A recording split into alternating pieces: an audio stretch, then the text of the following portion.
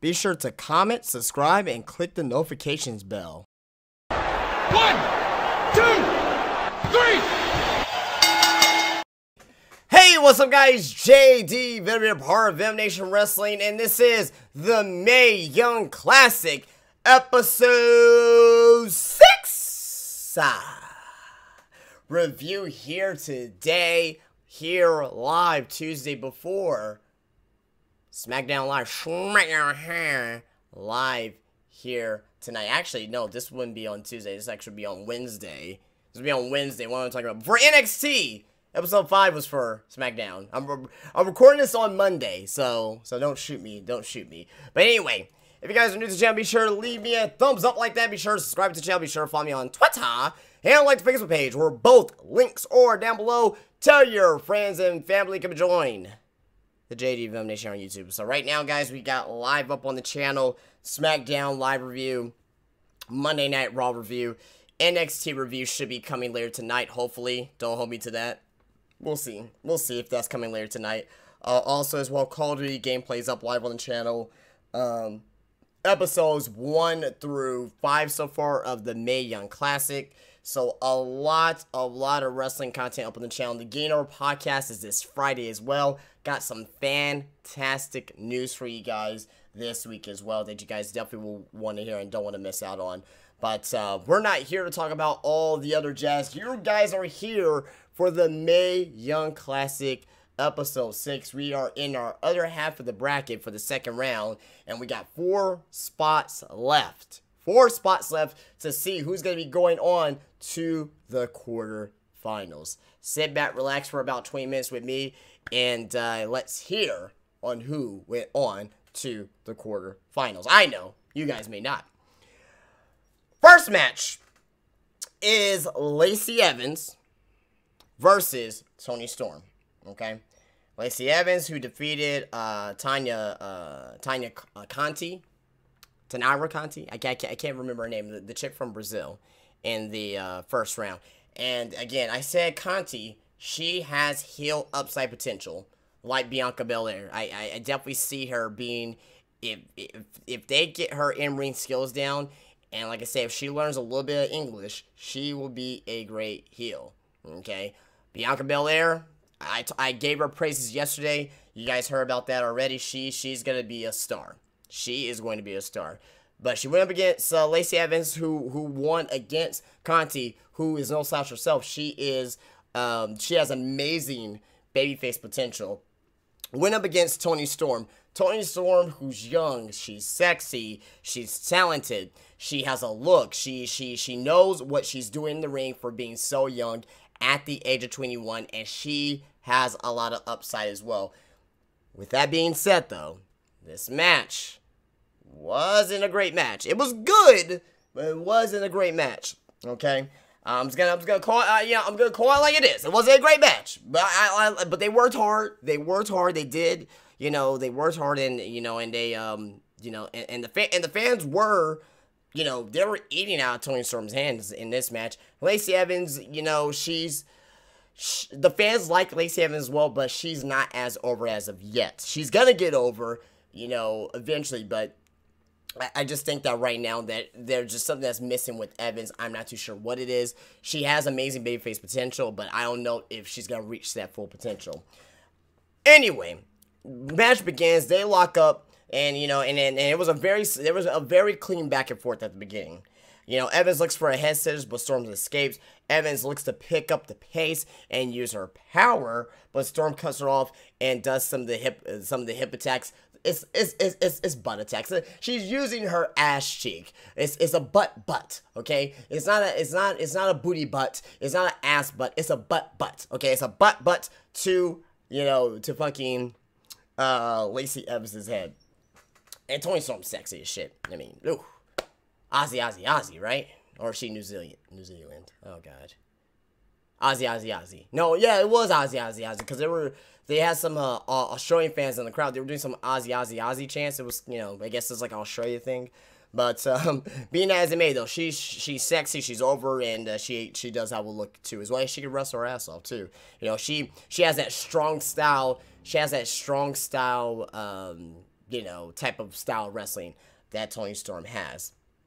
Anyway, she uses her butts to attack on Lacey Evans. At one point in the match here, we see Evans rolls up for a 2 count after the third butt. Evans slams Storm into the corner and trips her up and hits a slingshot elbow drop for a 2. Evans keeps Storm grounded, attacking the arm and staying a step ahead of Storm. Storm fights back, hitting knee strikes and forearms, and hits the backstabber, a running hip attack, and then a suplex. Evans looks for Gigatonic, but Storm escapes and hits the net breaker across the knee for the win. And basically, it's like it's not the Eye of the Storm. Storm Strong. It's like Strong Storm, I think it is. Strong Storm, I think is what it's called. Her actual name or finisher. But very short match, only about 5 minutes here. And it wasn't bad. I had a feeling that they were gonna try to make a showcase for Evans, but it just didn't really click, in my opinion. But the match was an average match, and Toni Storm goes on to the quarterfinals against Piper Niven, and I can't wait to see that match. I'm about to watch that match right now. I'm gonna watch episode 7. Head to the gym, come back, watch Monday Night Raw, then probably review it for you guys sometime this week. Maybe Tuesday or Wednesday we'll actually be able to review it. But, good match. Average match, I would say. Toni Storm moves on to face off against Piper Niven. Next match. And to me, this was, and after going back and forth, which I thought was the best match of the second round, I thought this is the second best match of the second round. Shayna Baszler versus Mia Yim. Okay. And really what it is that it wasn't really, the match was good. It was really the interaction with the 4 horsewomen of the UFC, MMA, and the 4 horsewomen of WWE. Yes, Charlotte was there. Fucking Bayley was there. And Becky Lynch was there. Sasha Banks was not there. I don't know why. I don't know if she was, I don't know. But she wasn't there. But Shayna Baszler, who's part of the 4 women with the MMA, so you still had, there Ronda Rousey, Shayna Baszler, and the other 4 horsewomen there. He had Roderick Strong's fiance there, and Jasmine Duke, I think her name is. They were all there. Now Mia Yim was coming into this match, and a lot of people wrote off Mia Yim. This match here was my most anticipated match of the second round. It didn't disappoint. But this match here, I would say that this shows that Mia Yim, can definitely be somebody on NXT or on the main roster. Are they going to use her?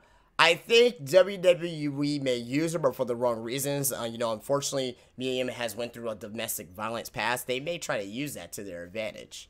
WWE. I hate to say shit like that, but this is WWE that we're talking about. Okay, this is the company that that wants to get any type of good publicity, and this would be good publicity for them. And also on top of that, she does have a look. She can wrestle. You know what I mean? So I think she may be able to get over too as well. The fans like her. So maybe they will look into her more than just being an unfortunate victim of domestic violence. But being as it may, both women look great in this match. Shayna Baszler looked very dominant here. At the beginning of this match, they handshake in the ring. The crowd was very pro Yim. Okay, Shayna Baszler and the 4 horsewomen are going to be the heels of this whole feud between the 4 horsewomen of WWE and the 4 horsewomen of UFC. Shayna Baszler just has that heel, mean, nasty persona that I think it fits her well. She ended up maybe being the Brock Lesnar of the women's division. She may have been the Brock Lesnar of the women's division. And I said this once and I'll say it again. I would not be surprised if Shayna Baszler goes on to the finals or even win this whole entire tournament. She can beat Piper Niven. She'll be a woman that can beat Piper Niven. She'll be a woman that can really destroy Kairi Sane if this was a legitimate fight. You know what I mean? She will destroy Kairi Sane in a legitimate fight. I love Kairi Sane. She's cute. But in a real fight, Shayna Baszler cannot be fucked with any woman on this fucking on this, this whole entire tournament. Nobody can fuck with Shayna Baszler in a real fight out of the other 32 women. But with that being said, though, they made Yim look strong. They made Yim look strong over Baszler. And at one point, WWE tried to give you that thought that Baszler was actually going to lose, even though she is not going to lose. They trade kicks it's in the beginning. Baszler was getting the best of that. And you can see the different kicks between Yim and Baszler. I'm wondering why Yim and Zeta, how come they didn't really try to kick Baszler? She's used to that. She's been fighting MMA for over 15 years, as they were saying. You know what I mean? Like, come on, give her some real kicks, man. She's used to it. But Yim fights back, sends Baszler to the floor, and hits a beautiful suicide dive onto the floor. Back in the ring, Yim covers for a 2 count. She looks for the eat defeat, but Baszler attacks the knee, then hits a rolling gut wrench suplexes. But before Baszler can follow up, Yim locks in the tarantula, aka Tajiri's one of Tajiri's signatures. Then hits a cannonball. Baszler quickly attacks the leg again, but Yim makes it to the ropes. Yim lays in a series of strikes and hits a Pele, beautiful Pele, and covers Baszler for a 2. Baszler then cuts off Yim with a knee strike, but then Yim quickly counters back with a bridging German suplex for a 2. Baszler counters the second attempt into a rolling ankle lock, and that ankle lock, the way that Baszler does the ankle lock, she's sitting up. She still has the legs wrapped, but she's sitting up. It's a little bit different from whatever Kurt Angle, because Kurt Angle will lay back and do the ankle lock. Baszler sits up and just wrenches on that ankle. Fucking brutal ankle lock that Baszler has. I love it. I absolutely love it. But Yim rolls and escapes with kicks. Yim counters the high kick, scooping up Baszler and hitting a sit-out powerbomb, a beautiful powerbomb by Yim, but that only gets a 2 count. Yim heads up to the top rope, tries to go for a 450. She did the 450, beautiful rotation by Yim, but that was the end of it all. She eats knees. Baszler locks her up into a rear naked choke, and Mia Yim tacks out in a very good match. If you gotta watch any match out of night 2, or I'm sorry, out of the this will be episode 6. In the second half of this round, it will be this one. Very good match between these 2 women. At the end, this what matters the most. At the end, Baszler goes outside the ring, celebrates with her 4 horsewomen compadres. Rousey was there. Fucking Jasmine Duke was there at ringside. Marina Schaefer. Or should I say Marina Strong was all there. They celebrate. They do the little 4 horsewomen thing. As Baszler is going up to the back, she's looking like this, and she just ever so slightly turns her head, and you see Becky Lynch and Bayley and Charlotte all doing the 4 horsewomen. WWE is chomping at the bit. The seeds are planted that we are going to get a 4 horsewomen of the WWE versus the 4 horsewomen of the UFC MMA. It's coming. Wherever it's going to be at WrestleMania, Survivor Series, it is coming. This is going to be the biggest, I repeat, the biggest thing that WWE has ever done for women's wrestling. Period. It is going to be the biggest thing, just because of the fact that you got a juggernaut superstar, a role model for women in Ronda Rousey. You got Ric Flair's daughter, Charlotte. You got a badass like Becky Lynch. You got a badass, a great in-ring, competitor, tough-nosed competitor like Sasha Banks. And you got the very talented Bayley versus Shayna Baszler, who will just beat anyone's ass anytime. You know what I mean? Ronda Rousey, you got Jasmine Duke, and you got Marina Shafir, Roderick Strong's wife, or fiance. Take my money, WWE. Take my money. I don't give a shit if it's only one match only. Take my money. The commentary team pushed a few big time. It's gonna happen. It's gonna happen eventually. We're on to our next match of Dakota Kai versus Rhea Ripley. This match here wasn't great. It was solid. Very solid, I think. But it wasn't great. It wasn't like, one of the best matches of the tournament. I really like Dakota Kai. I say that she's a mixture between Bayley and Seth Rollins. She does. She looks like Seth Rollins in the face a little bit. But she has like the Bayley attire a little bit. But she's good. She's very good in the ring. Rhea Ripley, who's the youngest woman of the tournament, only 20 years old. And she has size. She has size and she has promise as well.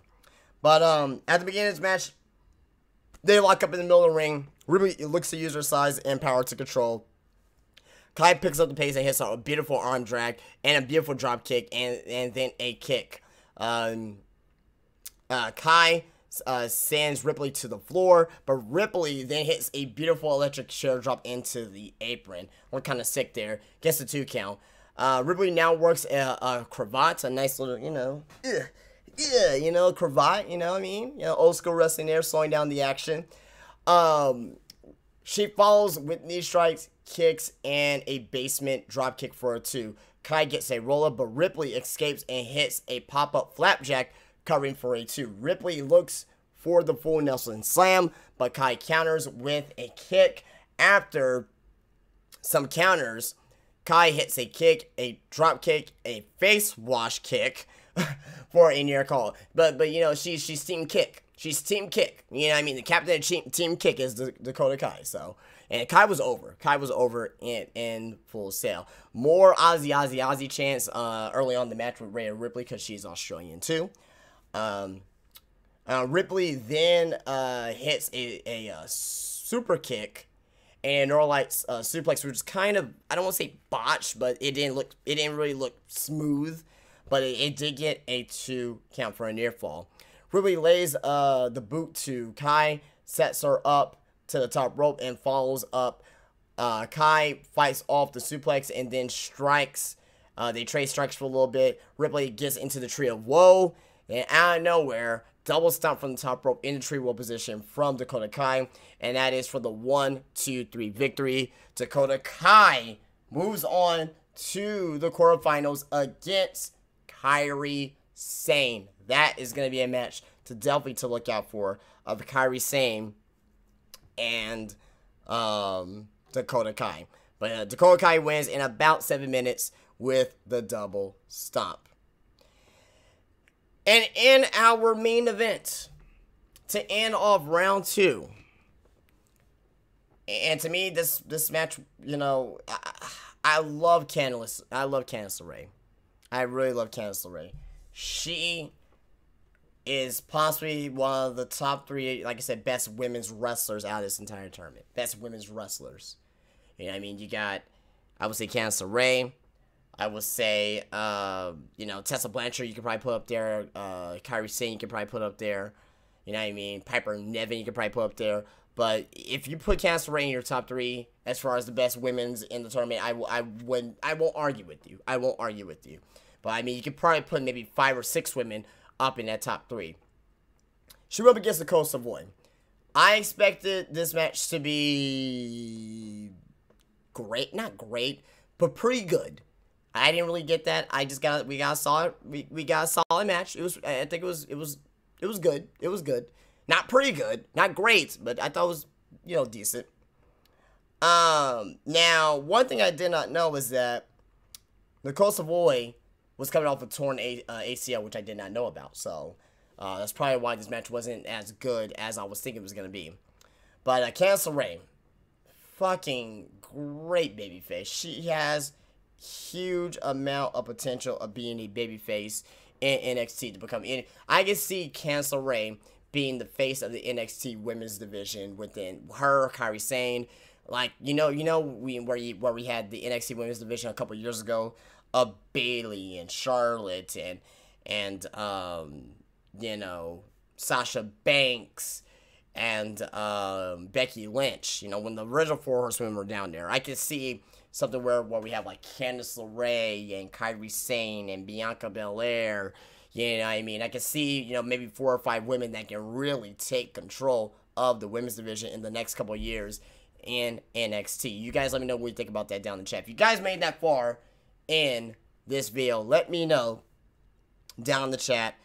Who do you think out of the entire tournament so far has the biggest potential of being the new face of the NXT women's division? I'm going to say possibly Kairi Sane. So I'm going to say hashtag Kairi. But if you say hashtag Kansas or hashtag, I don't want to say Dakota Kai, but I mean, she has that spunky attitude, but hashtag Baszler or, you know, or hashtag Belair, let me know down in the comment section. But this match is, though, overall match where Savoy, she started off the match on the ground. She ground things to begin this match, looking to work the arm. She takes Candice LeRae to the corner, lays in strikes, but misses a heavy charge. LeRae hits a tornado DDT, but Savoy hits a Saito suplex to cut her off, covering for a 2. Savoy hits another suplex. She's the queen of suplexes, apparently, and then goes for to her submission games, but LeRae counters out of that. Working a surfboard variation, Savoy counters and looks for the choke, but LeRae escapes, hits a beautiful code breaker on Savoy, but misses a charge. LeRae heads up to the top, but Savoy trips her off the ropes, covering for a 2. Savoy follows with rolling butterfly suplexes, looks for the armbar, but LeRae kicks away at her to escape. LeRae looks to springboard off of the ropes, but it's caught with a German suplex for a 2 count. And then that one looked kind of, I don't want to say it looked botched, but it didn't look pretty smooth with that German suplex.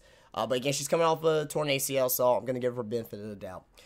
LeRae counters the Dragon Suplex, dropping and hitting a kick. She then locks up in a octopus hold, but Savoy slams her to the corner. But Savoy slams her into the corner. Savoy picks up the pace, hitting a corner charge and sets up for the top rope. She looks for a suplex. LeRae fights off Savoy, then hits Mrs. LeRae's wild ride for the 1-2-3 victory. And Candice LeRae will face off against Shayna Baszler in the quarterfinals. And the crowd is going to be so hyped for that match, where it's going to be pro LeRae all the way. Baszler is going to get booed so fucking hard, and I can't wait to see it. I can't wait to see it. But that's the end of the second round, guys. That's the end of the second round. We got Dakota Kai versus Kairi Sane in the next round. We got Piper Niven versus Toni Storm. We got Shayna Baszler versus Candice LeRae. And I'm missing one here. Am I? What the fuck? I'm missing one. Hold on. I forgot who was going to be in the... I said Piper Niven, Toni Storm, Candice LeRae, Shayna Baszler, Kairi Sane, and Dakota Kai. And there was another... How the fuck can I forget the how can I fucking forget? I feel like an asshole now. Guys, I feel like a complete asshole now. Hold on, let me get it up here, because it's gonna be bothering me. It's gonna be bothering me if I don't remember. Oh yeah. Okay. And Abby Lath versus Mercedes Martinez. Predictions.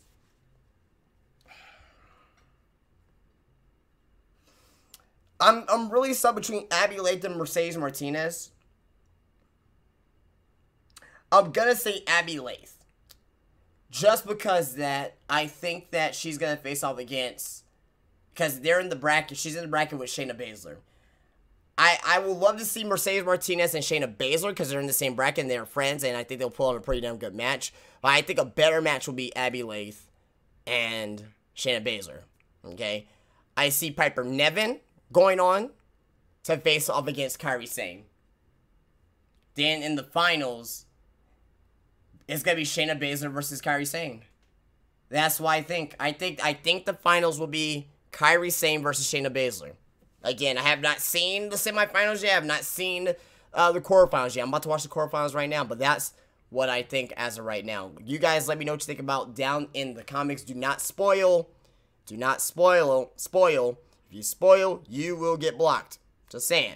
Give you guys that opportunity. Do not spoil or you will get blocked. But guys, that's it. If you guys did like this here, be sure to leave me a thumbs up like that. Be sure to subscribe to the channel. Be sure to follow me on Twitter and like the Facebook page, where both links are down below. And I will see you guys later. Peace out.